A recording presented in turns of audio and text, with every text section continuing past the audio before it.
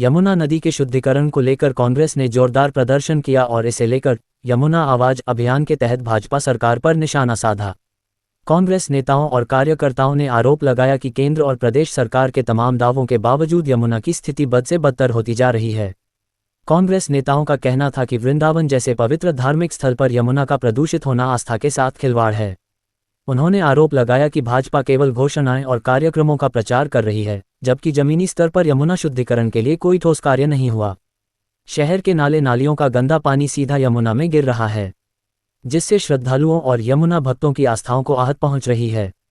इस दौरान कांग्रेस कार्यकर्ताओं ने सरकार से तत्काल प्रभावी कदम उठाने और गंदे पानी को यमुना में गिरने से रोकने और स्थायी शुद्धिकरण योजना लागू करने की मांग की। प्रदर्शन के माध्यम से कांग्रेस ने चेतावनी दी कि यदि यमुना को बचाने के लिए गंभीर प्रयास नहीं किए गए तो आंदोलन को और तेज किया जाएगा। इस दौरान दीपक पाराशर, पोहब सिंह सिसोदिया। क्या नाम है सर आपका? मेरा नाम दीपक पाराशर है जी।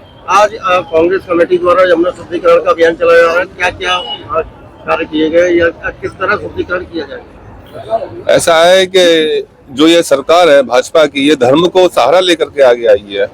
सबसे पहले मैनिफेस्टो में इन्होंने यमुना और गंगा दोनों की शुद्धि का संकल्प लिया था कि हम सरकार में आते ही इनकी शुद्धि कर देंगे।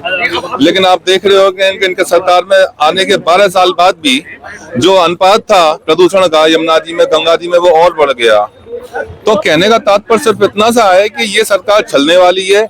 यमुना जी के लिए, गंगा जी के लिए इन्होंने कोई काम नहीं किया। और हमारे ब्रजमंडल के जो संत हैं, साधु संत हैं, वो भी इस समय सोए हुए हैं। आपको मालूम होगा 2013 में एक यमुना मुक्ति आंदोलन वृंदावन से दिल्ली गया था, जिसकी अगुवाई हमारे ब्रज के विरक्त संत श्री रमेश बाबा ने की थी। और उनके पीछे पूरा हज्जूम चला था ब्रजवासियों का और साधु संतों का।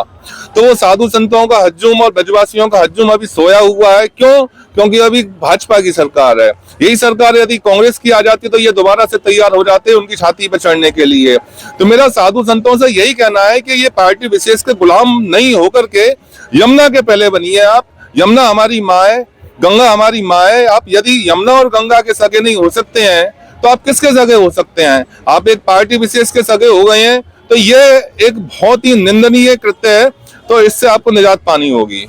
दीपक जी, लगातार यमुना शुद्धिकरण अभियान चलते हैं और करोड़ों रुपए आता है और करोड़ों रुपए चले जाते हैं, और आप अभी बिल्कुल प्रेजेंट टाइम में देख सकते हैं यमुना नाले जो है सीधे यमुना में नजर। क्या कहेंगे? जी, साक्ष्य को प्रमाण की आवश्यकता नहीं होती है। एक नहीं ना जाने कितने नाले गिर रहे हैं। जो सीवेज ट्रीटमेंट प्लांट हैं वो भी इस समय सोए हुए हैं।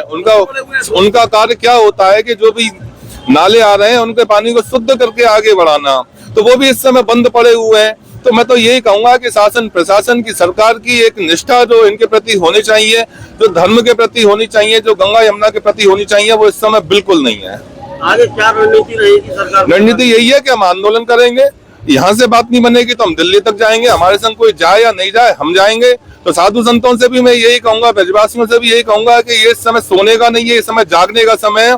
अपनी माँ के लिए तो जागिए कम से कम। आपने देखा होगा अभी यूडीसी बिल आया तो वृंदावन के सभी धार्मिक लोग एक मंच पे आए, अपने बच्चों के लिए आ गए। जो बिहारी जी के लिए नहीं आए थे वो अपने बच्चों के लिए एक मंच पे आए। तो मैं यही कहूंगा कि अपनी माँ के लिए भी एक मंच पे आए और एक ऐसी मीटिंग बुलाएं जिससे पूरा वृंदावन का समाज, पूरे ब्रज का समाज, सभी साधु संत आए और यमुना मुक्ति के लिए एक आंदोलन की तैयारी और उसकी रूपरेखा तैयार करें।